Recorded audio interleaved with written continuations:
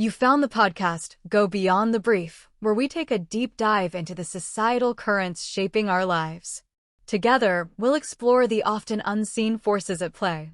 We'll examine the research, dissect the data, and most importantly, if you're seeking to understand what's shaping our society, today this we're is the place. cutting through some pretty intense headlines. We're going to unpack this high-stakes legal situation. That's right, the potential defamation threat from former First Lady Melania Trump against Hunter Biden. Exactly. We want to look at the claims, what each side is saying.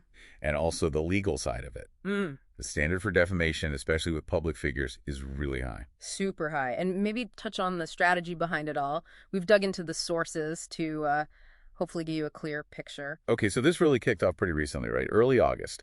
Hunter Biden did an interview with Andrew Callahan for Channel 5. And he made quite an allegation in that. He did. He claimed Jeffrey Epstein introduced Melania to Donald Trump.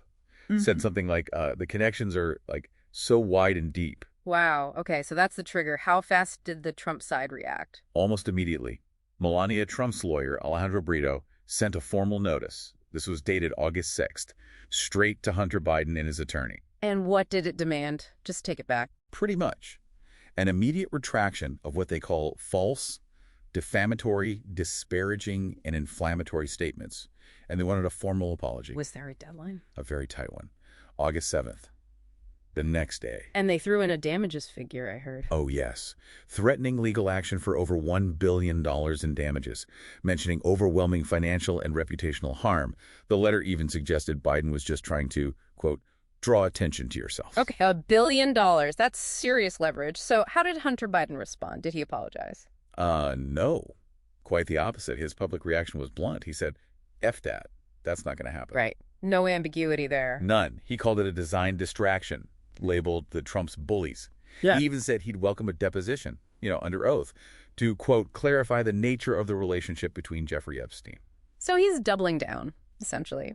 Which brings us to the core conflict, these two different stories about how Melania and Donald Trump actually met. Exactly. You have the official version, the one in Melania Trump's memoir, that they met back in 1998. New York Fashion Week party. Kit Kat Club. Introduced by a modeling agent, Paolo Zampolli. That's the story we've heard for years. Right. But then, Hunter Biden's claim? Where does that come from? He pointed to author Michael Wolff and some other reports going back to 2019, including these alleged Epstein tapes where Epstein apparently claimed he made the introduction. And wasn't there something else on those alleged tapes? Yes, Epstein supposedly also claimed, quote, the first time he slept with her was on my plane. Okay, but we should probably note, Donald Trump has called Michael Wolff a serial fabulous before, so that source has been contested. It definitely contested. So you have these two very conflicting narratives clashing. Which leads us to the potential court battle, if it ever gets there. What's the biggest legal hurdle? You mentioned the standard earlier. Yes. The actual malice standard. It's a massive hurdle for public figures like Melania Trump. It comes from a landmark Supreme Court case, New York Times v. Sullivan, 1964. And what does actual malice actually mean in this context? It means she wouldn't just have to prove the statement was false.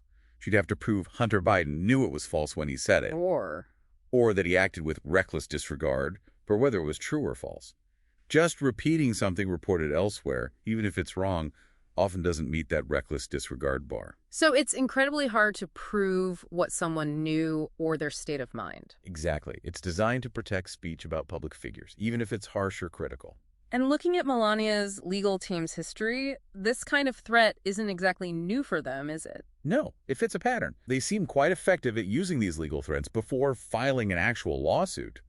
The goal often seems to be getting a retraction or an apology. Any examples? Well, there was a Democratic strategist, James Carville. He got a letter, apologized, and pulled a podcast episode.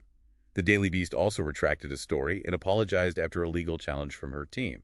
So the strategy might be more about controlling the story, forcing corrections in the media, rather than risking a trial with that tough actual malice standard.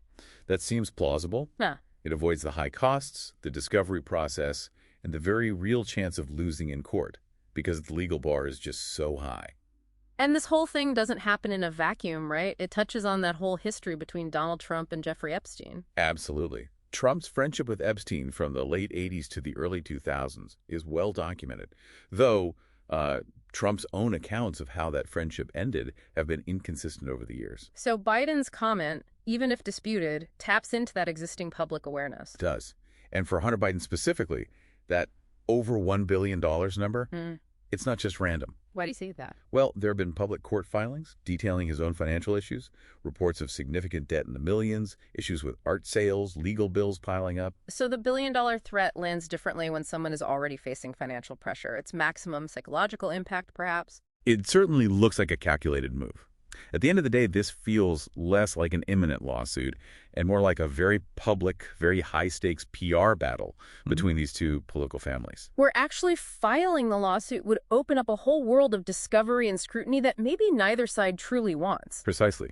It's a standoff, a legal threat hanging in the air. It really highlights that clash between personal narratives, public image, and the specific, very demanding nature of defamation law for public figures. Yeah, it leaves you wondering, doesn't it? How much do these kinds of high-profile legal threats, even without a lawsuit, shape what information gets out there? And how much control they exert over public narratives, maybe even influencing who feels comfortable speaking out, something definitely worth thinking about.